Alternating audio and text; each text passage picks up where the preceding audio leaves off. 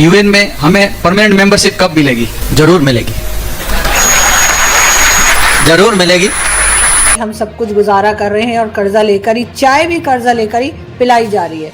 अब इस तरह की बातें तो बहुत अच्छी बात है, अगर शहबाज शरीफ साहब ने शुरू की हैं उनको करनी भी चाहिए। क्या वजह है इसकी? क्या वजह है? हमारी वीकनेस है। पाकिस्तान की तरफ से बार बार ये कहा जा रहा है कि हम इंडिया से तिजारत करना चाहते हैं। परमानेंट मेंबर अगर इंडिया बनता है तो पाकिस्तान के आगे अगर जो एका दुक्का अगर पाकिस्तान की बात मानी जाती थी, अब वो भी नहीं मानी जानी। लेकिन हमने आज देखा कि भारतीय वजीर खारजा का एक बयान आया, उसने सीखा तो जा सकता है भारत से। सीख तो आप अगर भारत को वैसे तो भी अगर कुछ लोग मानते हैं तब भी उनको ये भी मानना पड़ेगा कि अगर आप कुछ सीख सकते हैं अपने दुश्मन से तो प्लीज सीख लीजिए। इसलिए कि बात सिर्फ आपकी पर्सनल इकोनॉमी की नहीं है, बात हो रही है मुल्क की। जो मुल्क में लोग रहते हैं, जो बेचारे परेशान हाल हैं, उनके लिए ही सही, लेकिन थोड़ी सी अकल कर लीजिए, थोड़ी सी कुछ बातें सीख लीजिए। तो अगर वो परमानेंट मेंबर बन गया तो वो वीटो पावर से तो हमारा पक्का ही मसला हल खत्म हो जाएगी हमारी, और हम दोबारा कश्मीर इशू कभी भी रिजॉल्व नहीं हो। तो भारत क्या पाकिस्तान जब भी मुज़ाकरात की बात करता है, क्या इसको पाकिस्तान की कमजोरी समझा जाता है? आप कहते हो कि दुश्मन के बच्चों को पढ़ाना है, हाँ। तो पहले अपने बच्चों को तो पढ़ा लो। उन्होंने तो बुलेट ट्रेन चला दी है कि 2 घंटे के अंदर इंडिया से वो। नमस्ते दोस्तों, जय हिंद। किंग भारत न्यूज में आपका स्वागत है। दोस्तों, जैसा कि आपने क्लिप में देखा, विदेश मंत्री एस जयशंकर ने भारत को संयुक्त राष्ट्र सुरक्षा परिषद यूएनएससी की स्थायी सदस्यता मिलने का विश्वास जताते हुए मंगलवार को कहा कि यह निश्चित रूप से होगा, लेकिन इस दिशा में अत्यधिक प्रयासों की जरूरत होगी। गुजरात के राजकोट शहर में बुद्धिजीवियों के साथ संवाद में विदेश मंत्री ने कहा कि सुरक्षा परिषद में स्थायी सदस्यता पाने के लिए कड़ी मेहनत करनी होगी। संयुक्त राष्ट्र के मूल स्थायी सदस्य 5 देशों चीन, फ्रांस, रूस, ब्रिटेन और अमेरिका के प्रभुत्व को रेखांकित करते हुए विदेश मंत्री ने कहा कि अब भारत की स्थायी सदस्यता के पक्ष में अंतर्राष्ट्रीय स्तर पर माहौल बन रहा है।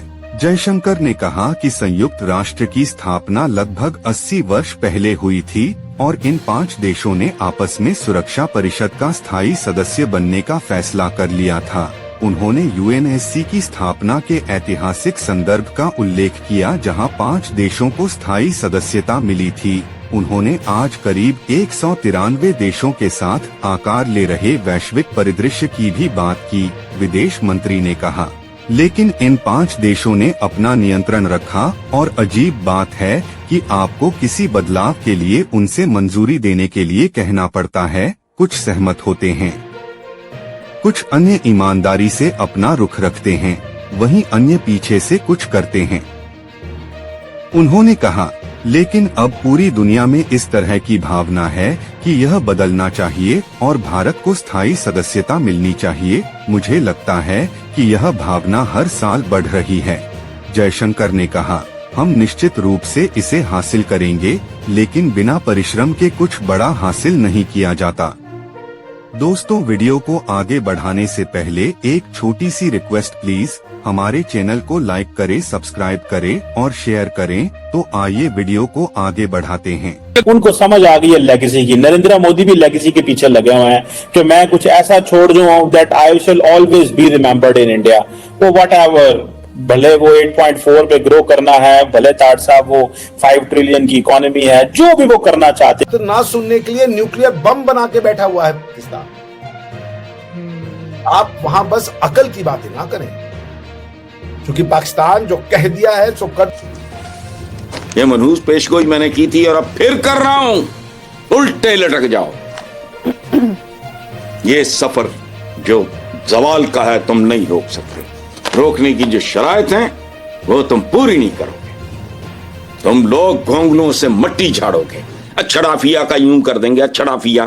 और तुम तो होममेड छड़ाफिया हो, अपने खिलाफ कैसे करोगे? सवाल ही नहीं पैदा होता। लेकिन बातें सीखने के लिए जाहिर है कि भारत के न्यूज़पेपर भी पढ़ने पड़ेंगे, टीवी चैनल्स को भी देखना पड़ेगा, भारत के लोगों को भी सुनना पड़ेगा। तो ये फिर वन साइडेड ट्रैफिक हम कैसे चलाएं? या तो बैक उनसे बात करें और उनसे उन्हें कुछ एश्योर, मतलब एक तैयारी करके जाएं, वरना जो उसकी तरफ से बयान आता है, ठीक है वो उनका बड़ा एक एक्स डिप्लोमेट और अब वजीर है, he uses very insulting language है कि बेगर्स कांट बी चूजर्स। तो फिर आपको ये चीजें तो बर्दाश्त करनी पड़ती हैं। भारत जो है उसको कोई मुल्क डिक्टेट नहीं कर सकता। No one can dictate India. वो कहते हैं जी आप हमें डिक्टेट ना करें, हम ये बर्दाश्त नहीं करेंगे। जिसको हम सारी जिंदगी जो है ना वो हम दुश्मन समझते रहे हैं, अब वही जो है ना वो आपका जो है ना इस आपको पिछाड़ना तो बड़ी दूर की बात है, हम तो उनके करीब भी नहीं है। वो इस वक्त जो है ना टाइकून बन चुका है हर इंडस्ट्री में, हमारी फार्मा में भी। तो इसका क्या मैं बताऊं, मतलब कह देता था कभी हमें अमेरिका कह देता है कि ये ना करो। मुझे तो ये चीज की समझ नहीं आती कि जो मुल्क आपके दोस्त हों वो कैसे ये कह सकते हैं कि आप ऐसे फैसले ना करें जो आपके मुल्क के लिए अच्छे हैं। हमारे दोस्तों को ये कहना चाहिए कि भाई आप ऐसे फैसले करें जो आपकी आवाम के लिए अच्छे हैं।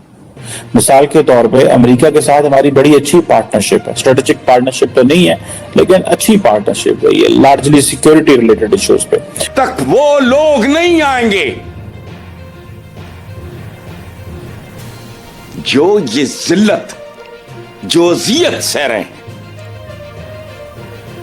कैसे होगा? देखो बंदा कितनी भी पेनफुल फील करे किसी की, वो अंग्रेजी का मुहावरा है ना, only the wearer knows where the shoe pinches. जूता अगर मुझे काट रहा है तो आपको मेरे साथ जितनी भी हमदर्दी हो आपको वो दर्द नहीं महसूस होगा। ताल्लुक तो वही है जो इंडिया और अमेरिका का। पाकिस्तान और अमेरिका का क्या ताल्लुक है? इंडिया और अमेरिका के ताल्लुक में यह है कि आप रशिया से S-400 लेंगे तो अमेरिकन कुछ भी नहीं कहेंगे।